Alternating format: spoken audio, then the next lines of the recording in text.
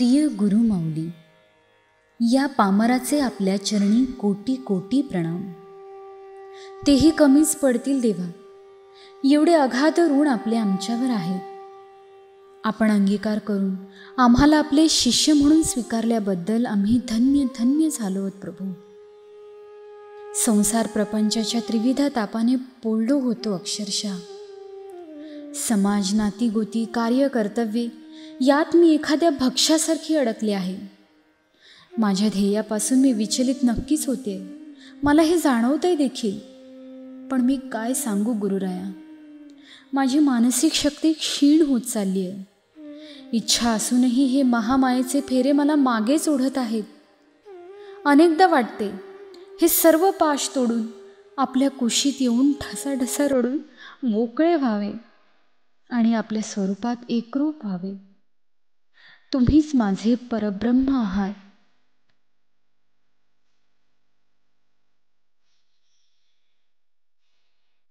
आज गुरुपौर्णिमेचा पवित्र दिवस.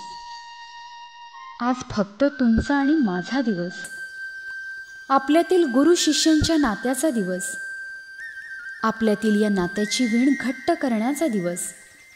निदान आज तरी मला आपले डोळा भरून दर्शन होऊ द्या. माझे हे जीवन क्षणभंगूर आहे, म्हणून मी नक्की येणार. अगदी आदल्या दिवशीच येऊन उत्सवाच्या तयारीत माझा हात लावणार आणि आपला हा गुरुपौर्णिमेचा दिवस जल्लोषात साजरा करणार. आहा, माझा कुंजवन आश्रम, हा संपूर्ण सुंदरगड अगदी नटून थटून सर्व भाविकांना भेटण्यासाठी सज्ज झाला आहे. संपूर्ण वातावरण प्रफुल्लित झाले आहे.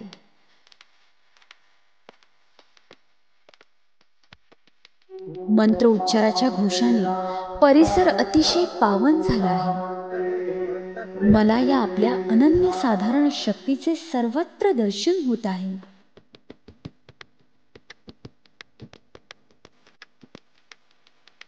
आदल्या दिवशीच मुख्य मंदिरातून कार्यक्रमाची निमंत्रणे सर्व देवदेवतांना म्हणजेच वरद चिंतामणी प्रभू श्रीराम, नाथांच्या माहेरी संत शिरोमणी श्री गजानन महाराज या सर्वांना अगदी पारंपरिक आणि साग्र संगीत पद्धतीने देण्यात आले. ढोल ताशांच्या गजरात वाजत गाजत सर्व निमंत्रणे घेऊन यजमानी निघाले.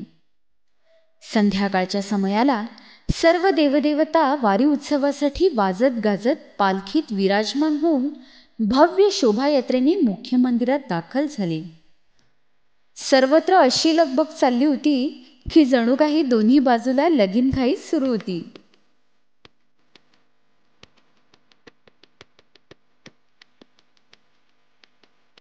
आज दिनांक 13 जुलै 2022 गुरुपौर्णिमा. सकाळचे 7 वाजलेत आणि सुंदरगडावर पाऊल ठेवायला पण जागा नाही. सर्वजण गुरुपूजनाच्या तयारीत मग्न आहेत. काय विलोभनीय दृश्य आहे हे. प्रत्येकजण अगदी काटेकोरपणे पूजेची मांडणी करीत आहेत. कोणी प्रेमाने गुरुमाऊलीचे आसन सजवत आहे, तर कोणी तयारी होऊन सुद्धा काही बाकी राहिले नाही ना ते पुन्हा पुन्हा तपासत आहे. आकाशातून पाऊस मुसळधार कोसळत आहे, पण कोणाचेच त्याच्याकडे लक्षच नाही.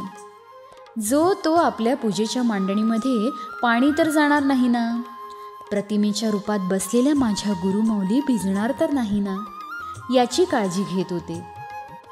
एवढ्यात गुरुजींचे शब्द कानी पडले आणि माझ्यासह सगळेच एकदम कान टवकारून सर्व सूचना ग्रहण करू लागले. प्राण डोळ्यात आणून आम्ही सगळे आपलीच वाट पाहत होतो मौली.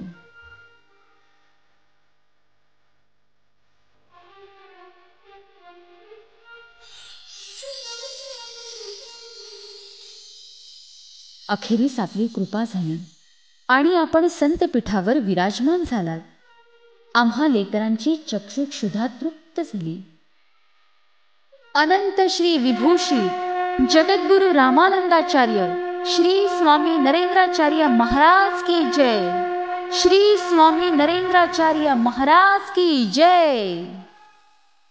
अशा नामघोषांनी आसमंत दुमदुमून निघाला. मंगलमय वातावरण, शास्त्रोक्त पद्धतीने आणि वेदोक्त मंत्रोच्चारात गुरुपूजन सुरू झाले. मन अत्यंत सात्विक आणि भक्तिमय अमृत लहरींनी ओथंबले होते. वरुण देवाला देखील गुरुचरण स्पर्शाचा मोह आवरला नाही की काय? किंवा ईर्ष्या तर नाही ना? तर तोही यथेच्छ प्रेमवृष्टी करीत होता. जिकडे नजर जाईल तिकडे फक्त आणि फक्त भाविक भाविक आणि भाविकच दिसत होते. सर्वत्र धूप अगरबत्तीचा सुगंध दरवळत होता. काय ते आरतीचे विलोभनीय दृश्य! स्वर्गातून देव देखील आरतीला हजेरी लावत आहेत इतके दैव दुर्लभ दृश्य होते ते. त्यानंतर आपण थोडा वेळ चरण दर्शन देण्यासाठी, आम्हा शिष्यांची आध्यात्मिक तृष्णा भागवण्यासाठी बसलात खरे, पण किती दगदग आणि ओढाताण करणार हो. बस जरा विश्रांती घ्या आता. आज दुपारी आपण भाविकांना दर्शन देण्यासाठी संतपीठावर आलात आणि समाजाच्या कल्याणासाठी, समाजाच्या सेवेसाठी अविरत झटणाऱ्या माझ्या गुरुमाऊलींनी रस्त्यावरील अपघातग्रस्तांना विनामूल्य ॲम्ब्युलन्स उपलब्ध झाली पाहिजे यासाठी 12-13 वर्षांपूर्वी ॲम्ब्युलन्स सेवा हा उपक्रम सुरू केला होता. त्या उपक्रमात आणखीन 10 ॲम्ब्युलन्सची भर घालून 37 ॲम्ब्युलन्स समाजाच्या सेवेसाठी विनामूल्य उपलब्ध करून दिल्या. त्यानंतर माऊली आपण संजीवनी स्नेह संमेलन सोहळा आयोजित करून त्यामध्ये आम्हा लेकरांचे कोडकौतुक केले. माऊली, आम्ही आपल्याला देणारे कोण हो? करता करविता तर आपणच आहात, परंतु आपण गुरुमाऊली आहात. आम्हा लेकरांचे कौतुक आपण करणार नाही असे होणार का? संजीवनी स्नेह संमेलनातून आमचे कौतुक करण्याची संधी देखील आपण दवडली नाही. आम्हा लेकरांना आपण विसरला नाही. धन्य आहात माऊली, आपण धन्य आहात. त्यानंतर संध्याकाळी आलात ते प्रवचन करण्यासाठी आणि नेहमीप्रमाणेच आम्ही देहभान विसरून आपले शब्द कानात साठवून घेण्यात मग्न होतो. मुझे इतना प्यारा गुरु मिला, गुरु का सोना दरबार मिला.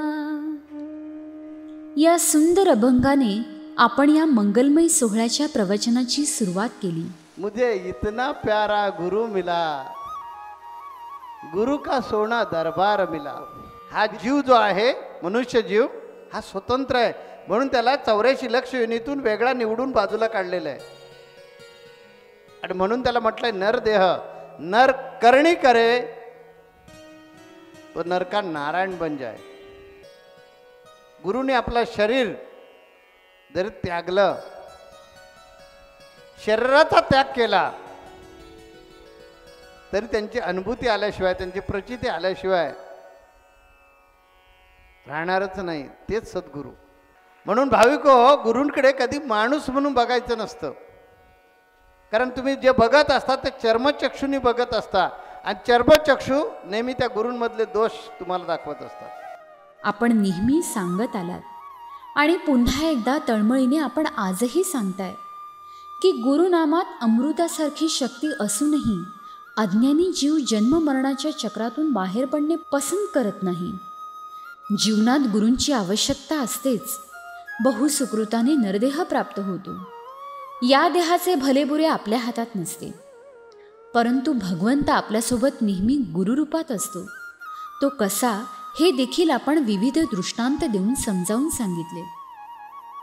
या आपल्या अमृतवाणीने आम्हाला तुम्ही इतके न्हाऊमाखू घातले की आमचे अंतःकरण तृप्त झाले, समाधान झाले. ती रात्र कधी वाढत गेली याचे भानच राहिले नाही. इतके मंत्रमुग्ध करून आशीर्वादरूपी सुग्रास भोजन आपण आम्हाला या प्रवचनातून भरवले. अंततः ती नकोशी वाटणारी आणि कठीण वेळ आलीच. निरोपाची.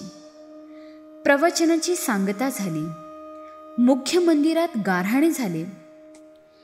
उत्सवासाठी आलेल्या सर्व देवांना पुन्हा त्यांच्या मूळ स्थानी नेण्याची लगबग सुरू झाली. नेहमीच्या प्रथेप्रमाणे पुन्हा एकदा पालख्या सजल्या. सगळे देवदेवता आपल्या स्वस्थानी जाण्यासाठी पालखीमध्ये आसनस्थ झाले. भक्तगणांनी पालख्या खांद्यावर घेतल्या आणि जय जय विठ्ठले रखुमाईचा गजर करत सर्व देवांच्या पालख्या त्यांच्या स्वस्थानी विराजित केल्या. आता आमच्या सुद्धा परतीच्या प्रवासाची सुरुवात करायची वेळ आली. पुन्हा एकदा माऊली आपल्यातील मातृत्वाचा साक्षात्कार झाला. मात्र जेव्हा आपण निघताना पावसात काळजीपूर्वक जा, आपली वाहने सांभाळून चालवा, घरी पोचलात की माझ्या प्रतिमेसमोर आम्ही पोचलो असे न चुकता जरूर सांगा. हे सर्व आईच्या मायेने सांगत होतात.